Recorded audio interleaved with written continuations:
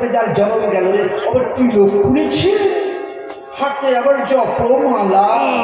একজন যদি কেউ সাধু হয়, অন্যজন পাঁচজন পেছনে কাটে দিতে লেগে যায়। যেন না হয় একটু বিধর্মীর দিকে চেয়ে দেখুন, একজন যদি কেউ রোজা করতে চায়, পাঁচজনেরও শপথ দিলে বাচ্চা হতে গেল। কিন্তু আমাদের বাচ্চা ছেলে, বড় ছেলে যদি একাদশী করতে যায়, বলে এখন একাদশী করার বয়স হয়নি, পড়াশোনা করো। বাহ, অদ্ভুত দুনিয়া। হ্যাঁ, কেন পিছিয়ে আছেন আপনি জানেন না। একটু দেখুন না, এদিক ওদিক ঘুরতে গেলে আপনি বুঝতে পারবেন। একটা 10 বছরের ছেলে আপনার বাড়ির সামনে দিয়ে দৌড়িয়ে চলে যাচ্ছে শুক্রবার, মাথায় টুপি, পরনে লুঙ্গি। বাবা কোথায় যাচ্ছে? বাবা এই যে সঙ্গে সঙ্গে বলে, চাচা আজকে শুক্রবার তো, তাই নামাজ পড়তে যাচ্ছি। নামাজ কালকে নয়, বিশাল বড় শিক্ষা দিয়ে গেলেন। নামাজ পড়তে যাচ্ছে যখন, বিমানের মঞ্চ থেকে তুমি আজকেই নেমে যাও। নাম আজ, ভুলে থেকো না, আজকেই নাম। কত বড় শিক্ষা দিয়ে যাচ্ছে হিন্দু শাশ্বত সনাতন ধর্ম বলে। মনে মনে করলেই তো হয়, তিলক করার দরকার নেই, মালা নেওয়ার বা নিরামিষ খেয়ে কি হবে? মনে মনেই সব, মনে মনে সব হয়। এসব বদরামও চলছে, কাল্পিক, এসব কাল্পিক বুদ্ধি ভাবতেন, জুয়া চোর বদমাসি বুদ্ধি ভাবতেন। মনে মনে সব হয় না। মনে মনে যদি সব হয়, ও মনে মনে খেয়ে নাও তো দেখি। বলে না, এটা হয় না। আচ্ছা, মনে মনে বিয়ে করার কি দরকার আছে? এই ছেলে বিয়ে কেন করলি রে? মনে মনে করলেই তো হতো। মনে মনে বিয়েটা করে নিলি না? বলছে না, মনে মনে সব হয় না। মনে মনে যদি হয়, মনে মনে যদি সব হয়, তাহলে কালকে আপনাকে ওই চামটা বাজারের মধ্যে নিয়ে গিয়ে আপনার সমস্ত কিছু খুলে দিয়ে শুধু চাম করে ঘুরতে পারবে। ন্যাংটো করে তুমি বলো ঘুরে তো। যদি কেউ জিজ্ঞাসা করে বন্ধু বন্ধু, হ্যাঁ রে প্রকাশ্য বালকে তুই ন্যাংটো হয়ে ঘুরছিস, লজ্জা লাগে না? বন্ধু রে, মনে মনে আমি কাপড় পরে আছি, কাপড় পরা লাগে না, মনে মনে আমি কাপড় পরেই আছি। হবে? শোনেন, তত্ত্বটা কোথায় গিয়ে দাঁড়াচ্ছে একটু লক্ষ্য করুন। যেই কাজ করবেন সেই কাজের বেশ প্রয়োজন আছে। যেই স্কুলে পড়েন সেই স্কুলের বেশ হচ্ছে আলাদা। আপনি পুলিশি চাকরি করেন তো পুলিশি চাকরি করেন, পুলিশের দেশ আছে। টিটি করেন, টিটির দেশ আছে। যেখানে থাকবেন, ব্যাংকে থাকবেন, ব্যাংকের আপনার দেশ আছে। তো প্রত্যেক জায়গায় আপনার কোনো ইউনিফর্ম আছে। এই ইউনিফর্ম পরে যদি আপনি না যান, আপনি পুলিশি চাকরি করেন, সকালবেলাতে গামছাটা পরে নিয়ে গিয়ে আপনি ঢুকে গেছেন দারোগা বাবুর কাছে। কি ব্যাপার অসীম, তোমার ড্রেস করে, তোমার ডিউটি তো 10টা থেকে এখন 11টা বাজছে, তুমি ড্রেস করো না কেন? দারোগা বাবু, মনে মনে থাকলে ড্রেস পরা লাগে না, আমি তো মনে মনে পুলিশি ড্রেস পরেই আছি। বলুন তো দেখি, ঝাঁকা মেরে আপনাকে বিদায় করে দেবে, ডানটা মেরে আপনাকে গেটের বাইরে করে বেরো। পুলিশি কাজ করলে যেমন পুলিশি দেশের প্রয়োজন, বৈষ্ণব সাইতে গেলে বৈষ্ণবের বেশের প্রয়োজন। এতে নিয়ে জাল চুরি করলে চলবে না। মনে মনেই সব হয় না। যে কাজ করবেন সেই বেশের প্রয়োজন। সাধুর যেমন প্রয়োজন আছে, বৈষ্ণবের প্রয়োজন কি?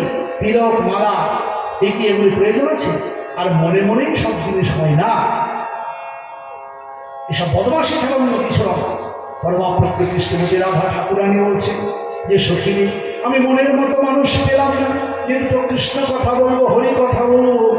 কেন এরা মানুষ বলে আজকে হতো, কিন্তু চেয়ে ওই দিকে দেখে না কেন?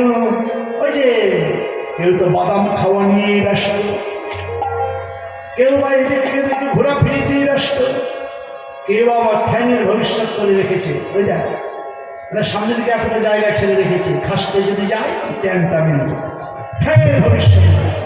এরা কৃষ্ণ কথা শুনতে এসেছে বটে, আবার ওই দেখ ওদিকে দেখ, পেছন দিকে ঘুরে বলছে, ও দিদি ভাগ্যে ভালো বড়ই তলে তো কীর্তন হয়েছিল তোর দেখা। হ্যাঁ রে দিদি, তোর বৌমাটা ভালো তো, তোর ছেলেকে ভালোবাসে তো। আর দরকার তোর বৌমা নয়, বোমা বোমা একেবারে করে একটা করে দেয়, এটা করে না তো। আবার ওই দিকে বলছে, ও দিদি তোর মেয়েটার তো বিয়ে দিচ্ছে, জামাইটা ভালো তো। এরা কৃষ্ণ কথা শুনতে এসেছে বটে, কিন্তু এদের ঘরের কথা শেষে হয় না রে, ঘরের কথা শেষ হয় না রে। কথা শুনবে কিয়া, ঘরের কথা শেষে হয় না রে। কৃষ্ণ কথা শুনবে কিয়া, ওরে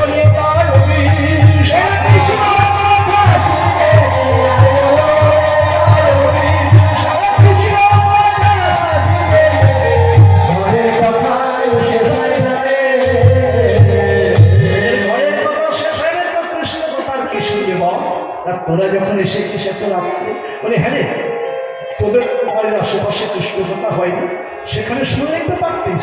বলি সখী শোন, আমাদের বাড়ির পাশে হয় না তা বলবো না, হয়, কিন্তু শাস্ত্র একটা বিধান দিয়েছে। এই যে বাবা ভালো করে শোন, যার তার মুখ থেকে হরি কথা শুনতে নেই। কৃষ্ণ কথার যদি পূর্ণ ফল পেতে চান তাহলে বৈষ্ণবের মুখ থেকে শুনতে হবে। হরি পেয়সী যারা, হরিকে যারা ভালোবাসে, সে হরি বলা বদন থেকে হরি কথা শুনলে পূর্ণ ফল পাওয়া যায়। আর আঞ্জনের কাছ থেকে যদি শোনা যায়, বলি না ফল তো হবেই না, পরন্তু যতটুকু জমা আছে কৃষ্ণ প্রেম সেটুকুও শেষ হয়ে যাবে। ভক্তমাল গ্রন্থে দার্শনিক দৃষ্টান্ত দিলেন, সর্বোচ্ছিষ্ট বয়সী বয়স মানে দুধ খেলে বলবৃদ্ধি হয় না ঠিক, কিন্তু সেই দুধে যদি সাপে মুখ দিয়ে দেয়, সেই দুধ যদি অজান্তে আপনি খেয়ে নেন, কি হবে? বলা হবে অসুস্থ হয়ে পড়বেন, মৃত্যুও হতে পারে। তাহলে দুধ খেলে বল বৃদ্ধি হয়, কিন্তু সাপে মুখ দেওয়া দুধ খেলে যেমন মৃত্যুও হতে পারে, তন্ত্র কৃষ্ণ কথা শুনলে জীবের মঙ্গল হয়। কেন? শাস্ত্র বলেছেন, কৃষ্ণ তব কথামৃতং তপ্ত জীবনং কবিভিন্নং কল্মষাপহং শ্রবণং মঙ্গলং শ্রীমদত্তং ভূতিবিন্দন্তি যে ভূমিরা জানা। শ্রবণ করলেই, কৃষ্ণ কথা শ্রবণ করলেই জীবের মঙ্গল, তার যেন তেন উপায় না। অনেকেই বলে বসে থাকে, দাদা বাবা, অনেকেই বলে বসে থাকে, ভুল করে বসে থাকে শ্রেষ্ঠ। অনেকেই ভুল করে রুচি সম্মত সহকারে কৃষ্ণ নাম না শুনলে ফল পাওয়া যায় না। এটা কথা শুনে, ওই বদমাস্টার কথা শুনে আপনি কীর্তন একটু যখন রুচি এলো না, তখন উঠে পালিয়ে গেলেন, কপালে একটা ফোঁটা দিয়ে দিলেন বা পিছিয়ে চলে গেলেন। খবরদারে কাজ করবেন না। শুনে রুচি হোক হয় না হোক, আপনি কান পাড়া দিয়ে শুনে কানটা দিয়ে থাকেন, রুচির দরকার না। দর্শনে দৃষ্টান্ত দেবেন। এই যে বাচ্চা ছেলে যখন অসুখ হয়, তখন মা ডাক্তারখানা যান, ডাক্তার ডায়াগনোস করে দেন 4-5 প্রকার ওষুধটা নিয়ে এসে বাচ্চা ছেলেকে যখন খাওয়ায়, জ্বালা হয়ে গেল, বাচ্চা ছেলেটা খেতে চায়, কিন্তু ডাক্তার যেই রোগের সেই ওষুধটাই কিন্তু ডায়াগনোস করেছেন, বাচ্চা ছেলেটা খেতে চায় না, মা কি করে? মুখটাকে ফেলে জোর করে গড় করে ঢেলে দেয়। ওষুধ ভালো হবে কি হবে না বলেন? আপনার আগে বলেন, তারপর করতে হচ্ছে। যেভাবে সেই ওষুধটা দিয়েছে, ডাক্তার ডায়াগনোস করেছেন, কিন্তু রুচি সহকারে ওষুধটা খেলো না, মা জোর করে মুখের মধ্যে ঢেলে দিল। ওষুধ ভালো হবে কি হবে না? হ্যাঁ, কথা বলছেন না? হবে কেন? ওই রোগের ওষুধ। তন্ত্র হরিনাম সংকীর্তন ভবরোগের মহাঔষধ হরিনাম। এই ওষুধটা আপনাদের রুচি থাক হয় না থাক, বাচ্চা ছেলেকে জোর করে খাওয়ালেও যেমন ভিতরে গিয়ে সেই ক্রিয়া সাধন করতে শুরু করে। এই কৃষ্ণ নাম রুচি থাক হয় না থাক, শ্রবণ মঙ্গলং শ্রীমদত্তং ভূমিবিন্নন্তি যে ভূমিরা জনা, ধনুতি সমানং কৃষ্ণ শরীরস্য যথা শরীর।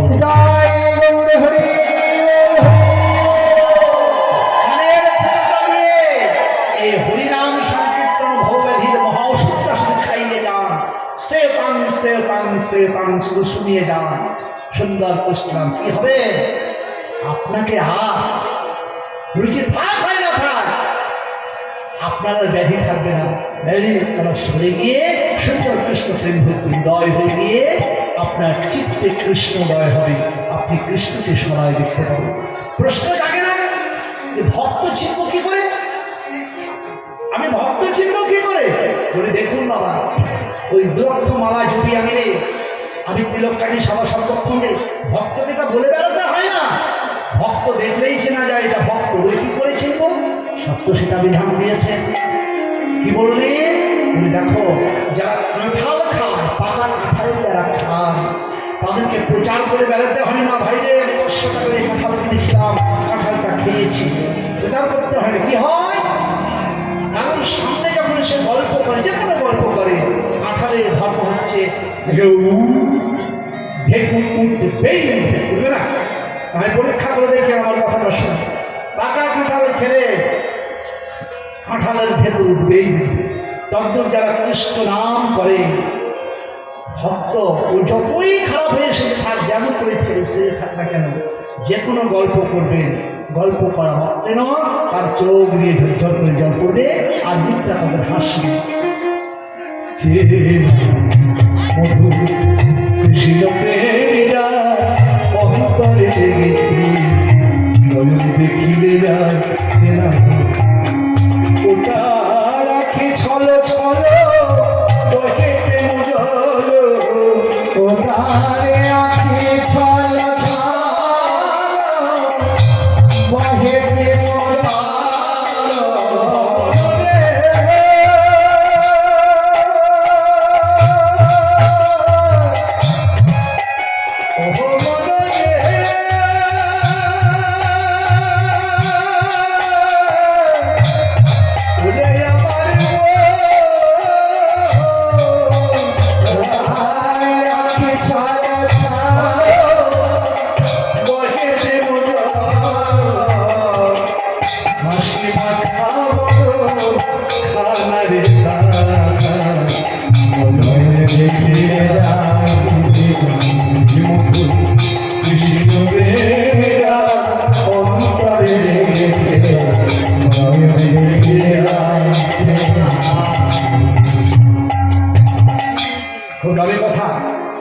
কৃষ্ণ যদি আপনার বাড়িতে কোনো ছল করে আসে, কোনো ভিখারির বেশে এসেছিল কিংবা কোনো নোংরা হয়ে এসেছিল, কৃষ্ণ আপনাকে পরীক্ষা করতে কি করে চিনবেন?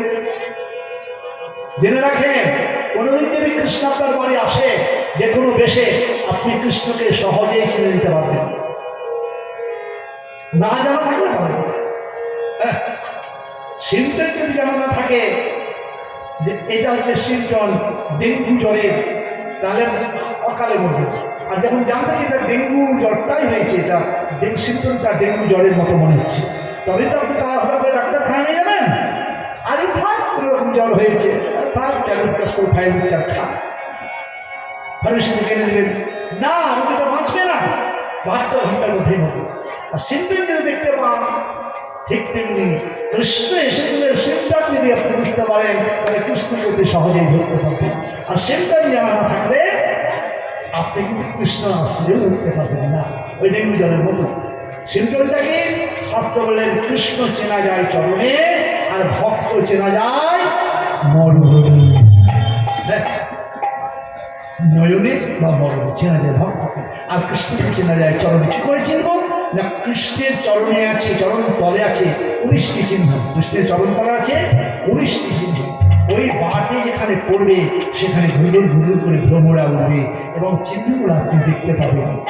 সেখানে যেখানেই দাঁড়ায়, শিখতে দাঁড়ায় আর ঘোরাতে দাঁড়ায়, ওই চিহ্নগুলো জয় জয় জয় জয় করবে। আপনি সাধারণ মনে করে মিটিয়ে দেন, কিন্তু না, ওই চিহ্নটা চিনে যদি নেন, তাহলে আপনি কৃষ্ণকে ফট করে ধরতে পারবেন। আমার ঘরে কৃষ্ণ এসেছিলেন এই বেশি, যার জন্য জগৎকে দেখা জানালে যে কৃষ্ণ চেনা যায় চরণে, আর ভক্ত চেনা যায় নয়নে এবং মরণে। সখীরে তাই তোদেরকে বলছি, এরা কৃষ্ণ কথা শুনতে এসেছে বটে, কিন্তু যাত্রার মুখে কৃষ্ণ কথা শুনতে হয় না। এই মুখ দিয়ে আমার নিজের কথা বলছি, আমি কারোর কথা বলছি না। এই মুখ দিয়ে আমি চুল্লু খেলাম, মদ খেলাম, ওখানে বসে খাজা করলাম ফুকুর ফুকুর করে, আর তিলক তিলক করে এসে ওখানে বৈষ্ণবের বাটা বৈষ্ণব সেজে যেতাম, কীর্তন শুনছে। আপনারা কি বুঝেন? শুনছেন? শুনতে শুনতে দেখা গেল আমার ভেতরে যে টুকুটা ভজন ছিল, ওই মুখের কীর্তন শ্রবণ করে আমার ভজন টুকুটা সব চলে গেল। যার জন্য বসলেন, যার জন্য বললেন অবশ্যই কীর্তন কৃষ্ণ কথা সর্বোচ্ছিষ্ট দুর্ধব। সাবধান, অবশ্যই মুখ থেকে কৃষ্ণ কথা শুনতে নেই। তাই সখীরে আমাদের গ্রামে থাকলেও আমরা শুনি না, এত রাত্রে তোর কাছে ছুটে এসেছি দুটো কৃষ্ণ কথা শোনবার জন্য। তাহলে শোনো সখী, আমি দেখে এলাম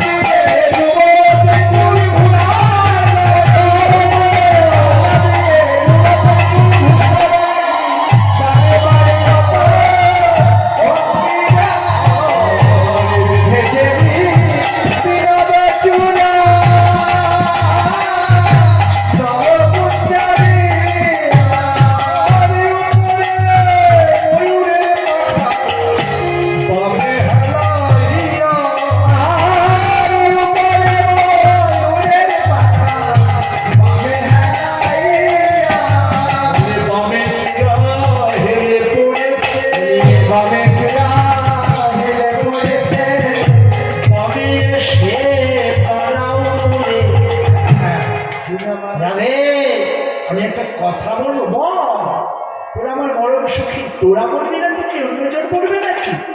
সুখী রে, তোর বন্ধুর চূড়াটা সামনেও নয়, পিছন দিকেও নয়, ডান দিকেও নয়, বাঁ দিকে কেন হেলে পড়েছে?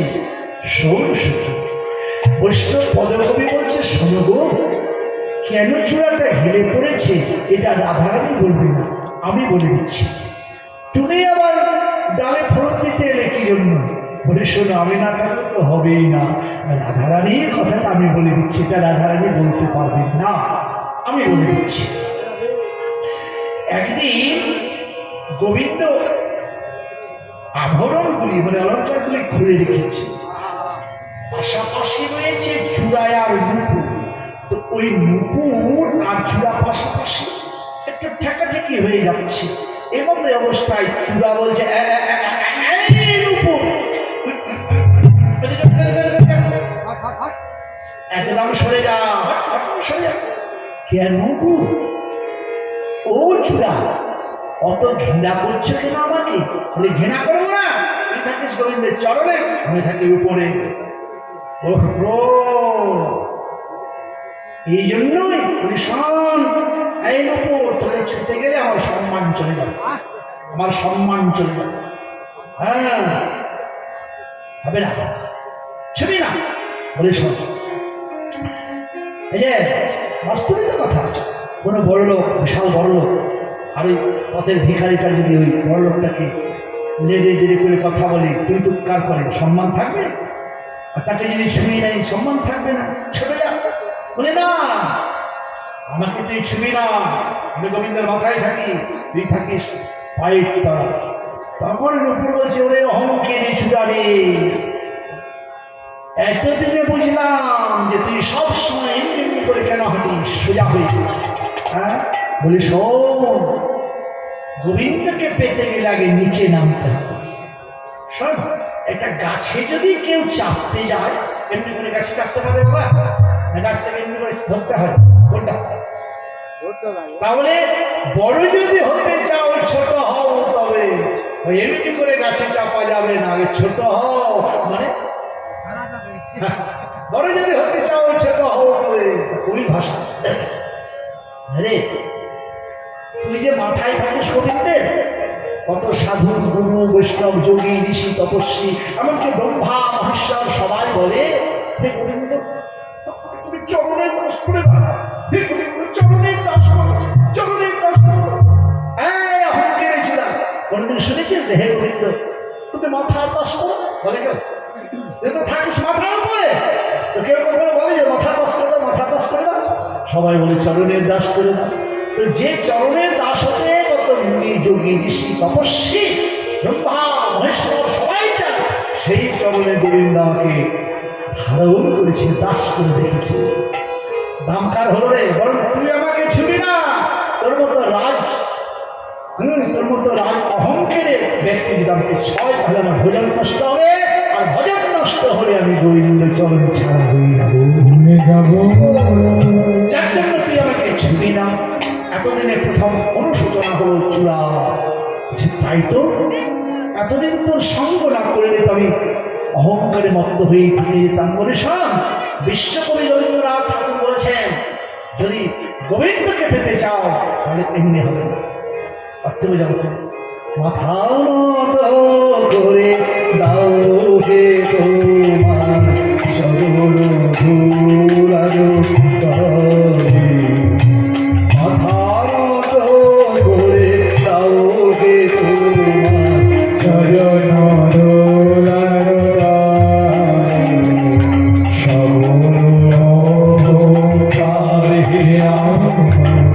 বাউ চোখের জলে আমার মাথার তো করে দাও হে তোমার চরণ ধুলার তলে। হে গোবিন্দ, আমার উন্নত মাথাটাকে তুমি নত করে দাও। কোথায়? ভক্তগণের চরণ তলে, তোমার চরণ তলে। ভক্তগণ, আমার এই অহংকারের উন্নত মাথাটাকে তোমার চরণ তলে আমাকে স্থান দাও। যদি ভক্তের চরণ তলে আমার মাথাটা নত হয়, ভক্তের চরণ ধরাতে মেরে পেতে পারি। গোবিন্দ নিজে গোপীদের ধুলি মেখেছিলেন, জানেন কি আপনারা? গোপীদের ধুলি মেখেছিলেন নিজে গোবিন্দ। নিজে করিতে গৌরব নিজের শুধু করিয়া নিজের করিতে গৌরব নিজের কেবলই করিয়া আপনারে শুধু গিরিয়াছে আপনারে শুধু ফিরিয়াছে ঘুরে মুড়ি ফলে ফলে আমার মাথা নত করে দাও হে তোমার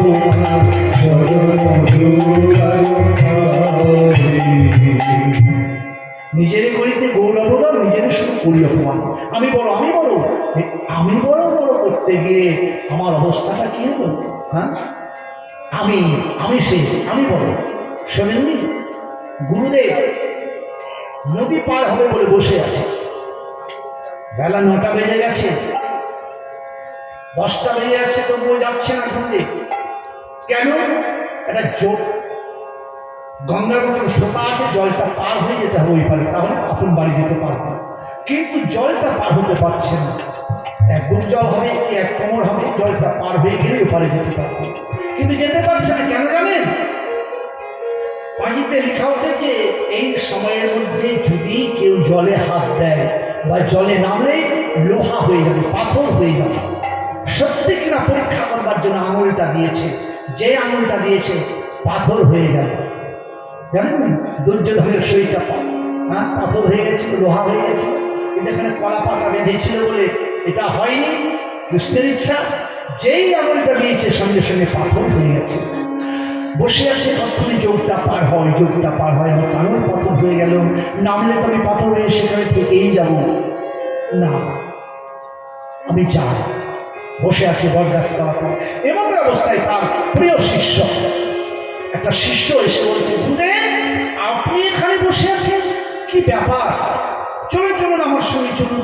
বলে, বাবা এই দেখ আঙুলটা দেখেছিস, আপনার আঙুলটা পাথর হয়ে গেল কেন বাবা? বলে, বলিস না, জলে নামতে গেলে তুও পাথর হয়ে যাবে। শিষ্যটা তখন হাসছে।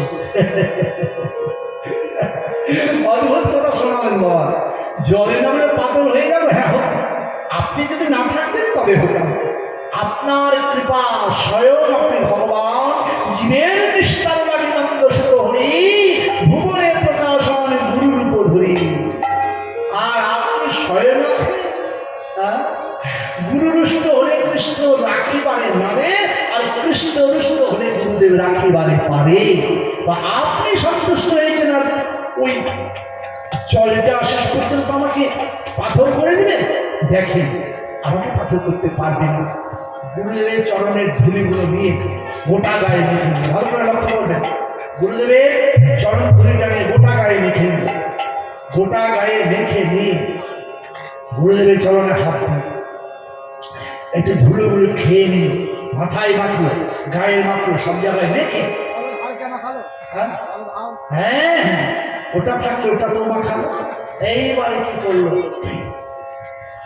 জলের মধ্যে যখন নামছে তখন হচ্ছে জয় গুরুদেব, জয় গুরুদেব, জয় গুরুদেব বলে পার হয়ে চলে গেল।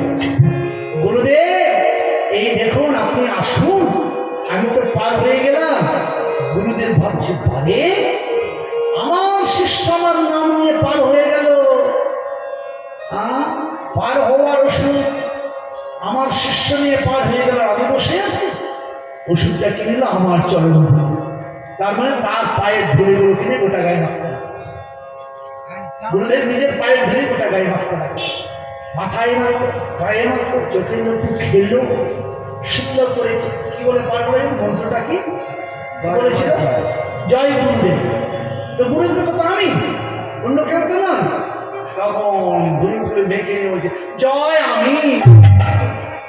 আর যেই জয় আমি বলেছে সঙ্গে সঙ্গে শিলাই নাম। আরে বোকা, ওর শিষ্য তো ওর গুরুদেবের নাম নিয়েছে, তো তুই তোর গুরুদেবের নাম নিয়ে নাম না নেবে জয় আমি। সব জয় আমির দ্বন্দ্ব, যার জন্য আমরা এত দুঃখ কষ্ট যন্ত্রণা উপভোগ করছি। পাথর হয়ে যাচ্ছি কেন? ওই জয় আমির দল বলি। বৈষ্ণব পদকবি না হলেও আমাদের রবীন্দ্রনাথ ঠাকুর তার গানের মধ্যে বলছে, নিজেরে করিতে গৌর অবদান, নিজেরে শুধু করি অপমান। নিজেকে আমি আমার জয় দিয়ে আমি নিজেকে নিজেই শেষ হয়ে গেলাম। তাই বলছে না, আর যদি হতে হয় জীবনে যদি মূল্যবান সময়টা গোবিন্দ ভজন করতে চাও, কৃষ্ণ ভজন করতে চাও, ওরে চূড়া তোর এখনো সময় আছে। অহংকার করে না থেকে মাথাটাকে নত করে দে। সেই বলেছে চূড়াকে, তখন বলছে, ওরে নুপুরে এতদিন আমি বুঝতে পারিনি যে গোবিন্দের চরণ তলে আছে। আহা, গোবিন্দকে পাওয়ার মন্ত্র আমার এখন কি উপায় হবে? বলে শোনে, একটা উপায় আছে। গোবিন্দ যখন আসবে গোবিন্দকেই বলবি। গোবিন্দ যখন এসেছে, চূড়া ও বলে, না গোবিন্দ আমি উঠবো না। নুপুরকে তুমি চরণ দিয়েছ, আমি নুপুরের সঙ্গ না করলে আমি বুঝতেই পারতাম না। যার জন্য ভক্ত সঙ্গ, ভক্ত সঙ্গ না করলে বোঝা যায় না, সাধু সঙ্গ না করলে বোঝা যায় না। এতদিন আমি ভুল করে গেছি, আর মাথায় উঠবো না। বলে শোনো বোকা, তোকে আমি এমন একটা চরণ দেব যে চরণের ধ্যান আমি কৃষ্ণ, আমিও সেই চরণের ধ্যান করি। হ্যাঁ, বলে কি গোবিন্দ? বলে আমি রাধারানীর চরণ ধ্যান করি। রাধারানী যখন আমার মনে এসে দাঁড়াবে, তখন তোকে তার চরণটা আমি পাইয়ে দেব। হবে তো? হ্যাঁ। কবে পাওয়াবে ঠাকুর? যেদিন আমি দুর্জয়মান করবো, সেদিন তোকে আমি রাধারানীর চরণটা পাইয়ে দেব, যে চরণের ধ্যান আমি নিজে করি। বলে গোবিন্দ হে যাই করবে করবে, কিন্তু আমি চরণ ধরে পাবো বলে নুপুরে রে, তোকে আগে হতে বলে রাখলাম, আর জীবনে হবে কিনা জানি না। তুই কৃপা করে চরণ ধুলি ছিটিয়ে দিবি। এই দেখ, আমি জন্মের মতো আজ থেকে বামে হেলে রইলাম, তুই চরণ ধুলি ছিটাইয়ে দিবি। চরণ ধুলি ছিটাইয়ে দিবি। আমি দিকে হেলে থাকলাম, রাই চরণ পাবো। আমি বামে দিকে হেলে থাকলাম, রাই চরণ পাবো। আমি বামে দিকে ছিটাইয়ে দিবি। এই চরণ ধুলা ছিটিয়ে সেই থেকে চূড়াটা বাম দিকে হেলে আছে। আরো কি জানিস গৃহ করবা কালে যাব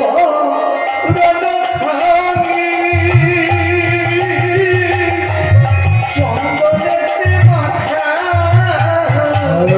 রে কালিয়া মা পরম কালী।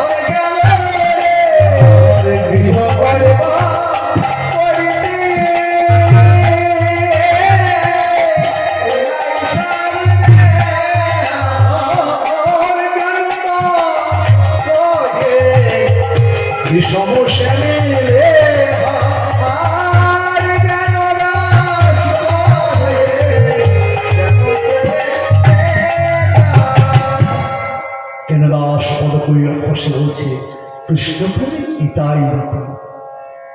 ঘটনা কি জানো? বিশ্বাস করতে হবে। বিশ্বাস যা গোবিন্দ তার বিশ্বাস নাই, গোবিন্দ ক্যাচ করাও না। বিশ্বাস যার আছে গোবিন্দ তার আছে। তবে হ্যাঁ, বিশ্বাসটা সবগুলো আশ্রয় ধরে বিশ্বাস করতে হবে। আবার কানা হয়ে কানার সূত্র যদি করেন সব তাও শেষ। বিশ্বাসটা করতে হবে, বিশ্বাস জনকে ধরে। আপনি শোনেননি একটা কানা রাস্তা দিয়ে হাঁটছে, ভিক্ষা করে বেড়াচ্ছে লাঠিটা ধরে ধরে। এখন বলছে, ভাই রে বিকেল হয়ে গেল, বাড়ি যেতে হবে, আমি তো বাড়ির রাস্তাটা চিনতে পারছি না ভাই, ওই গ্রামে আমার বাড়ি। হ্যাঁ, ওই দিনহাটার দিকে মানে কোনো একটা দিকে বাড়ি, বলে দেবে যে ওর দিকে আমার বাড়ি, একটু রাস্তাটা দেখিয়ে দেন ভাই। আর একটা পাশে দাঁড়িয়েছে ও কানা, ও কিন্তু আবার চালাক কানা। এটা বোকা খানা, ওটা চালাক খানা। ও যায় খানা, ও তো জানে না যে ও কানা, ও তো নিজের খানা, ও তো জানে না যে ওটা চালাক খানা। এই খানা, কানা হয়েছিস তবে ভিক্ষা করতে কেন এসেছিস? বাড়িতে বসে থাকতে পারিস না? যে ভাই কানা হলে কি করবো, চোখটা আমার কানা, পেটটা তো কানা নয়। এই দুযোগের জন্য আমি হইযোগে নামতে বাধ্য হলাম। ভিক্ষা না করে তো ভাই বাড়িতে কেউ খেতে দেবে না, তাই ভিক্ষা করতে এসে। এই কানা দেখে কি পেয়েছিস? এখানে চালাক কানা, বোকা কানার কাছ থেকে সব নিয়ে নেবে। দেখ কি পেয়েছিস দেখি। দেখছে তো অনেক কিছু পেয়েছে, সব থেকে হাতে দিয়ে সব দিকে নিয়ে কিছু রাখলো। আর দেখলো চল তো কিছু কমিয়ে দিলাম, কেন জানিস তুই ভারী জিনিস পারবি না, কানা মাস তো ওই জন্য ওইখানে যাবো, কিন্তু সব দিয়ে বলছে। দেখুন পণ্ডিতেরা বোকাকে কিভাবে ধোকা দিচ্ছে। যেতে যেতে যেতেই তো অনেকদিন যখন চলি তো কানা, ও কানা, চালাক কানা, পণ্ডিত কানা। যেতে যেতে ট্যাপের পাইপ ফেটে গিয়ে জায়গাটা পিছল হয়ে গেছে। এ তো কানা জানে না, জল পড়ে আছে, হাঁটছে মনের সুখে, হাঁটতে হাঁটতে হাঁটতে ওইখানে গিয়ে গিয়েছে, সঙ্গে সঙ্গে করতে করতে তাই দুটোতেই কাদাতে নটপটি নটপট করছে। কি হলো ভাই? বলে কানা তোর জন্য তো আমি পড়লাম, তুই দেখতে পাসনি? হ্যাঁ, তোর জন্যই তো পড়লাম। ওই যে কানা প্রকাশ করলো না। বাবা সমাজে আমরা তদ্রূপ, আমরা সাধু মনে করে, গুরু মনে করে, আসল মনে করে নিজে কানা, কৃষ্ণপথের পথ চিনি না। আর যে এসেছে আর কানা হয়ে গিয়ে ওর কাছে ভিক্ষা নিয়ে নিলাম, মন্ত্র নিয়ে নিলাম। শেষ করছে কেউ কোনো গুরু এসে বলছে যে বাবা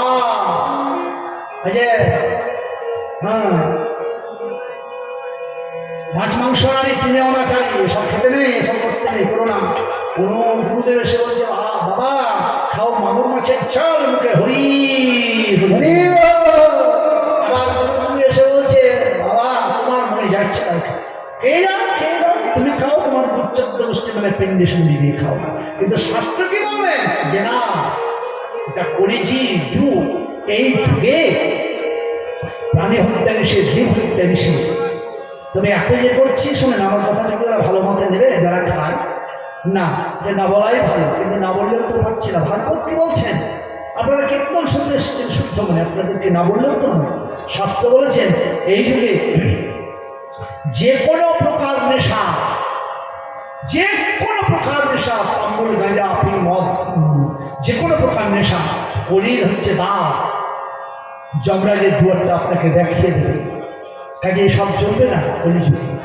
কিন্তু কি হচ্ছে, গুরুদেব এসে বলছে, আবার গুরুরা মন্ত্র শিখিয়েছে খুব ভালো, বাবা খাও খাও, খেয়ে যাও, যত পারো তত খাও। শোনো বাবা, গুরুদেব গিয়েছে তো ওই শিষ্য বাড়ি, আর শিষ্য নিয়েছেন এত বড় একটা ইলিশ মাছ। এখন গুরুদেব দেখলেই তো জিহ্বায় জল চলে এসেছে, কিন্তু খেতে তো হবে কোনো রকম ভাবে। কেমন গুরু দেখুন, আর গুরুদেব তখন বলছে বাবা আজ কি তরকারি করবি? মাছটাকে ঢেকে রেখেছেন গুরুদেবকে দেখে। বলছে বাবা বলছিলাম আমাদের শাস্ত্রে কোনো বৈদিক শাস্ত্রে কোনো মাছ টাছ খাওয়ার নিয়ম নাই। বলে আছে বাবা, এতদিন পর কেন বলছিস? আছে আজকে, কিন্তু এটা সংস্কৃত ভাষায় লেখা আছে, তুই কি বুঝতে পারবি? মানে বুঝতে তো পারবো না। আপনি মানে করে দেবেন, ঠিক আছে। পঞ্জিকাটা করে মিন রাশিতে চলেছে, মিন মানে মাছ, মিন রাশিতে চলে। এই দেখ কেমন ভাবে বোকাকে ধোকা দিচ্ছে, দেখুন এই দেখ। বলে সব মাছ খাওয়ার নিয়ম না, রুই কাতলা ইলিশ রুই কাতলা ইলিশ চ্যাং বটি ভাদা এই কটা মাছ হারাম জাদা, আর রুই কাতলা ইলিশ এই কটা মাছ হচ্ছে নিরামিষ। বাহ, মন্ত্রও বলে দিল। এইবারে শুরু হয়ে গেল। আর গুরুদেবের কথা শুনেছে আর কি থামতে পারে? গুরুদেব যদি যদ্যপি আমার গুরু বেশ্যা হয়ে যায়, তদ্যপি আমার গুরু নিত্যানন্দ রায়। গুরুদেব আরেকটা কথা ছিল আমার। হ্যাঁ বলো। বলছিলাম কি, এত বড় বড় মাছ তো আর কিনে খেতে পারবো না, ছোট কোনো মাছের কোনো কি নিয়ম টিয়ম আরে নেই? গাধা আছে, আছে, সেটাও আছে। হ্যাঁ, যেমন পাতিলা, কুটিলা, পুঁটি, ভেদা এসব যে ছোট ছোট মাছ, বাট্টা কুল সহজে যেন নিরামিষ ভবতি। ও বাট্টা কো আর কি? বাট্টা মানে বেগুন, বেগুন দেখুন ওটাকে কিভাবে ধোকা দিচ্ছে গুরুদেব এসে বলছে, বেগুনের সঙ্গে যে কোনো ছোট মাছকে যদি খাঁটি করে রান্না করা যায়, ব্যাস নিরামিষ হয়ে গেল। নিরামিষ, হ্যাঁ, ব্যাস এইরকম ভাবে আমাদেরকে ধোকা দিচ্ছে। কিন্তু শাস্ত্র সেটা নেই। শাস্ত্রে বলছেন না, পরিষ্কার লেখায় আছে যে নিরামিষকে পবিত্র ভোজন করতে হবে। তবে আমরা অনেক সময় বলি আত্মাই যা চাইছে তাই খাও। আত্মাই কিন্তু কখনো ওসব চাই না। আত্মার খাবারটা আমাদের আলাদা। যেমন একটা গাড়ি চলছে, গাড়ির খাবার আলাদা, আর গাড়ি যে চালাচ্ছে তার খাবার আলাদা। হ্যাঁ, একজন গাড়ি চালাচ্ছে, চালাতে চালাতে দাঁড়িয়ে গেল। কিরে, গাড়িটা দাঁড় করলি কেন? বাবু, গাড়িতে তেল নাই। বলে 20 লিটার তেল ভরে নেই, 20 লিটার তেল ভরে নিলে চলতে চলতে আবার একটা জায়গায় গিয়ে দাঁড়িয়ে গেল। হ্যাঁ রে, আবার দাঁড়ালে কেন বাবু? এবার আমাকে খিদে লেগেছে। গাধা ছেলে, তুই গিয়ে 2 লিটার তেলগুলো খেয়ে নিতে পারলি না? বলে বাবু, ওটা আমার খাবার নয়, ওটা হচ্ছে গাড়ির খাবার। বলি কেন? তুই না হলে গাড়ি চলবে না, তুই না হলে গাড়িও চল, আর গাড়ি না হলে তুইও চল। ততপ্রতভাবে জড়িত। কেন দুটার খেলে না কেন? বলছে বাবু, গাড়ির সঙ্গে আমি অতপ্রতভাবে জড়িত থাকলে হয়ে যায় দাদা। এইদিকে গাড়ির সঙ্গে অতপ্রতভাবে আমি ড্রাইভার জড়িত থাকলেও গাড়ির খাবার আলাদা, আমার খাবার আলাদা। আমাদের জীবনে 3 প্রকার খাবার আছে। একটা মানুষ 3 প্রকার খাবার। শুনে নেন কি কি শাস্ত্র বলছেন। দেহে সবল রাখবার জন্য কত রং বেরঙের খাবার খায়। হ্যাঁ, এইখানে ওইখানে সেখানে চিকেন বিরিয়ানি, কত রং বেরঙের খায়। আমিষ নিরামিষ দেহটাকে শক্তি সমৃদ্ধ করবার জন্য। কিন্তু এর অন্তরালে রয়েছে আমার মন। মনও কিন্তু খেতে চায় কি?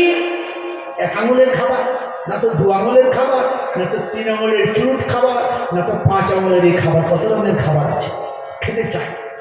এত খাবার কোনো পেট ভরে না, সেগুলি খেতে চায়। তারপরে আর একজন দুজনকে তো দিলেন খেতে, আর একজন খেতে চায় কি?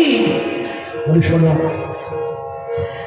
80 কেজি, 90 কেজি, 100 কেজি এই দেহ গাড়িটাকে যে চালিয়ে নিয়ে বেড়াচ্ছে, সেটা দেহের ড্রাইভার। গাড়ির খাবার দিলে, মোবিল ভরলে, মনের খাবার দিলে, কিন্তু ড্রাইভারের খাবারটা যে দিলে না। ড্রাইভারের খাবারটা হচ্ছে যে 80 কেজি, 90 কেজি, 100 কেজি, 150 কেজি শরীর গাড়িটাকে চালিয়ে নেওয়াচ্ছেন তিনি কে? পরমাত্মা, যাকে বলছে আত্মার খাবার। ওই যে বললেন আত্মা যা চাইছে তাই দেবে, আত্মা যা চাইছে তাই দেবে। বাহ, ওই জন্য তুমি হাতে ঝুলোতে ঝুলোতে একদম ধরপড় করছে জিনিসটা নিয়ে চলে এলে, কাক মাক করছে, আর তুমি কেটে গলা কেটে নিয়ে চলে এলে। এটা তোমার আত্মার খাবার? কোন শাস্ত্র বলেছে? এটা তোমার মন বড় অশাস্ত্র। শাস্ত্র কি বলছেন? এটা আত্মার খাবার নয়। আত্মাতে যা চাইছে তাই তুমি খাবে। রাস্তা দিয়ে হেঁটে যাচ্ছ, কোনো তুমি যুবক ছেলে কোনো একটা সুন্দরী মেয়েকে দেখেছো, এবার দেখে মনে হলো তাকে ধরে তুমি চুমু খাবো। খাও তো দেখি তুমি, তোমার টানতে চাইছে না। গাধার মতো কথা বলো না, বোকার মতো কথা বলো না। হ্যাঁ, এসব কাল্পিকের মতো কথা বলা ঠিক নয়। হিন্দু শাস্ত্র সনাতন ধর্ম যেটা বিধান দিয়েছেন শাস্ত্র, সেটা তুমি করো। এটা আত্মার খাবার নয়। আত্মা মেয়েটাকে চাইছে, যাও তো দেখি। বলে ওটা হবে না, ওটা তুমি পাবে না। হ্যাঁ, তবে কি আত্মা কি চাইছে? আত্মার খাবার আলাদা, ওটা চাই না। আত্মাটা মন চায়। ওই যে মনের খাবার দিলাম। আত্মার খাবার কি? ইস্তেমাল ভাগবত মহাপুরাণ বললেন আত্মার খাবারটা শুনে নেন বাবা। ভগবান যেদিন হবে অন্তর্ধ্যান, তিনি কি ভস্যে বসে, সেই আত্মার খাবারটা হচ্ছে হরির নাম ও ভাষলতা।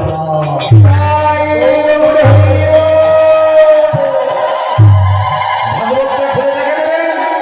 না হয় যারা ভাগবত পড়েন তাদেরকে জিজ্ঞাসা করবেন যে আত্মার খাবার থেকে, আত্মার খাবারটা মাছ, মাংস, পেঁয়াজ, রসুন, ভাত, ডাল, তরকারি, মদ, মাংস নয়। আত্মার খাবারটা হচ্ছে এটা আত্মা চায় না, এটা মনে চায়। মন অনেক কিছু চায়, এই মনকে দিতে গিয়ে অনেক সময় প্যাদা নিয়ে খেতে হয়, মা খেতে হয়। মনকে সবসময় সব জিনিস সন্তুষ্ট করতে হবে না। কি করতে হবে? আত্মার খাবার হচ্ছে হরিনাম ঘাস, যে খাবার হচ্ছে আমিষ নিরামিষ, আর মনের খাবার হচ্ছে বিভিন্ন প্রকার মাদক দ্রব্য। এবার আপনি বিচার করুন, স্বর্গে যাবেন না নরকে যাবেন, সেটা আপনার ব্যাপার, এটা আমার ব্যাপার নয়। কীর্তন করতে বলছেন, আমি কীর্তন করে যেটা শাস্ত্রে যা বলছে আমি সেটা পুনরাবৃত্তি করে শোনাচ্ছি। পরমাপ্রকৃতির শ্রমতে রাধা ঠাকুরানী বলছেন, গৃহকর্ম করিতে এলাই সব লেহ, জ্ঞান রস কহে বিষম শ্যামের লেহ। আহা সখী রে, আজ আমি বেরিয়ে সকালে জলে আনতে গিয়েছিলাম, কেন গেলাম যমুনার জলে গো। আরে কেন গেলাম যমুনার জলে নন্দের নন্দন পাতিয়া আর আমি সখী রে,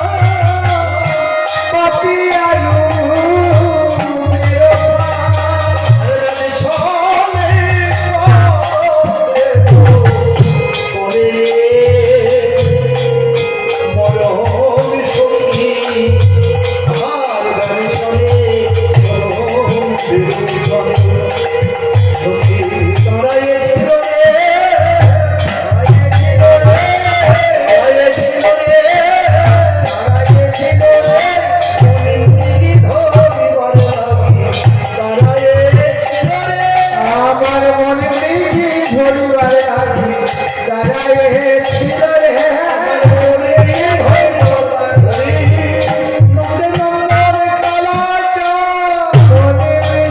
ধরিবার আজি, আর মনে দেখি ধরবার লাগে, মনে দেখি ধরবার লাগে, মনে দেখি ধরবার লাগে, মনে দেখি ধরবার লাগে।